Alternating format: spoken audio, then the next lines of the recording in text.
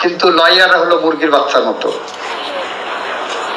দেখবেন গ্রামে যারা আমাদের মতো গ্রাম থেকে আমরা উঠে এসেছি, সোদামাটির গন্ধ আমাদের গায়ে লেগে আছে, তারা জানি তা দিয়ে মুরগি যখন বাচ্চা ফুটাই, বাচ্চা ফুটানোর পরে বাচ্চাগুলো হাঁটা শুরু করে, তারপর মা যায় ধানটা কুড়াটা এগুলো খেতে, বাচ্চাগুলো তার সাথে কিন্তু খেতে খেতে আগায়, এবং এরকম করতে করতে ওই বাচ্চাটা বড় হয়ে যায়।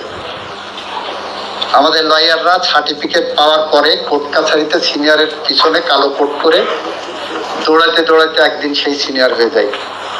এর মাঝামাঝি তার আর কোনো ট্রেনিংয়ের কোনো ব্যবস্থা নাই, জীবন থেকে শিক্ষা নেয়, প্রত্যেক দিন শিক্ষা নেয়। কিন্তু এই শিক্ষাকে, এই প্রশিক্ষণকে পরিশীলিত করার জন্য, নিজেকে ঋদ্ধ করার জন্য, নিজেকে সাজানোর জন্য, নিজে